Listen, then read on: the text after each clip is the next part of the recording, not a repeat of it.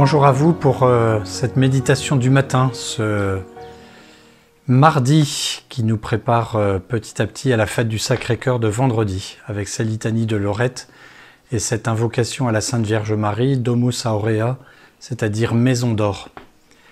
Nous prions le Saint-Esprit.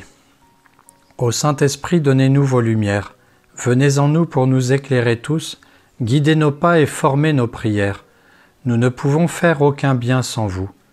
Pour transformer la face de la terre, préservez-nous du vice et de l'erreur. Versez en nous vos grâces de lumière. Éclairez-nous, Esprit libérateur. Priez pour nous, Sainte Vierge Marie. Obtenez-nous grâce auprès du Sauveur, pour écouter ces paroles de vie et les garder au fond de notre cœur. Maison d'or, le sens est facile à comprendre. La maison reçoit bien sûr pour y vivre. Et l'or est la matière la plus précieuse, la plus chère, et c'est celle d'ailleurs qui est utilisée pour recevoir le corps de Jésus. Dans le ciboire, dans le calice, son précieux corps ou son précieux sang sont mis dans de l'or pour manifester que nous offrons les choses les plus précieuses de la terre, les plus coûteuses, pour toucher le corps de notre Seigneur. Et donc la Sainte Vierge Marie est comme une maison d'or puisque en elle, dans son corps, a reposé le corps du Sauveur, le corps du Fils de Dieu. Et donc, nous la comparons à l'or pour marquer le fait qu'elle soit très précieuse. Mais nous le savons bien, le Seigneur ne tient pas à vivre dans quelque chose d'inerte comme l'est un métal, mais veut vivre d'abord dans les âmes. Et s'il est conservé dans l'or, c'est justement pour être un jour donné à un malade, à un souffrant, à quelqu'un qui a besoin du Seigneur pour vivre de sa force et de sa puissance d'amour.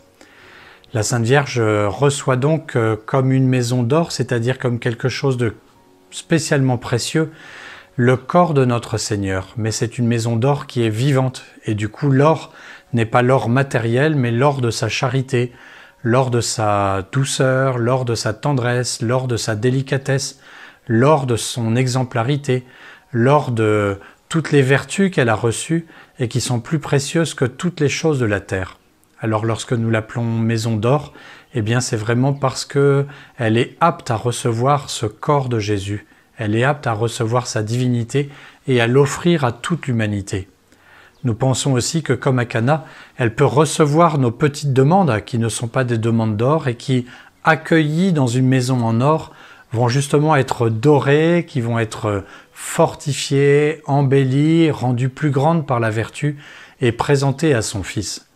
Comme nous, lorsque nous mettons quelque chose en confiance dans quelque chose de précieux, chez quelqu'un de précieux, il ressort avec une certaine réputation.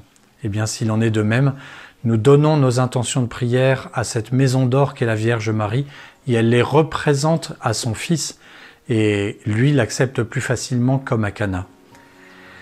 Aujourd'hui, nous ferons comme effort justement de présenter certaines intentions par la Vierge Marie à notre Seigneur. Nous présenterons les intentions qui nous paraissent les plus fondamentales pour le bien des personnes.